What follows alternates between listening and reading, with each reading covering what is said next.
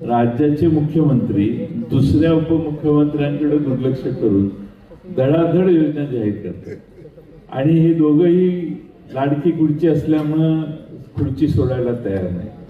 एखादा पाणीदार रस्ता तर म्हटलं असता हे चुकीच्या गोष्टी महाराष्ट्रात मी करणार नाही, पण तसं नाही आहे. खुर्ची लाडकी आहे आणि त्यामुळं लाडक्या खुर्चीसाठी काहीही अशी सरकारची सध्याची भूमिका आहे.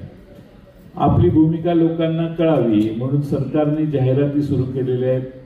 जवळपास 350-300 कोटीच्या जाहिराती आहेत. पान उघडलं की तुम्हाला कुठल्याही देवाचं दर्शन करायची गरज नाही, एकनाथरावांचंच दर्शन तुम्हाला घ्यावं लागतं.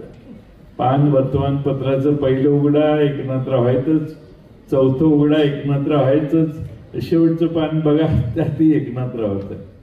त्यामुळं आज आपल्या सगळ्यांनी यांच्या जाहिराती जर बघितल्या, आमचे देवाभाऊ 1500 रुपयाची जाहिरात चालू आहे सध्या, त्यात एक उपमुख्यमंत्री गायबच आहे. त्यामुळं ते अनेक मुख्यमंत्री अशीच ती जाहिरात करतात. त्यामुळे त्या लाडक्या बहिणीलाही स्वतःकडे ओढायचा प्रयत्न तिकडे करतायत.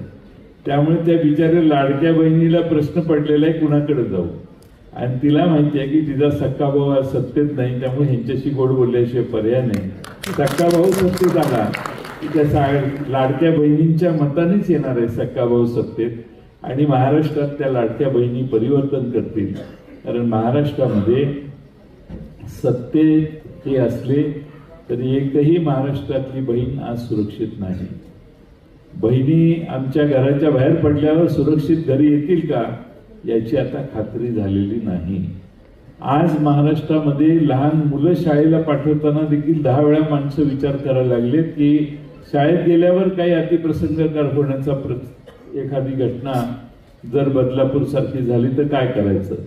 त्यामुळे महाराष्ट्रात हे सध्याचं सरकार आपल्या आया बहिणींना सुरक्षितता देण्यासाठी पूर्णपणाने फेल झालेलं आहे.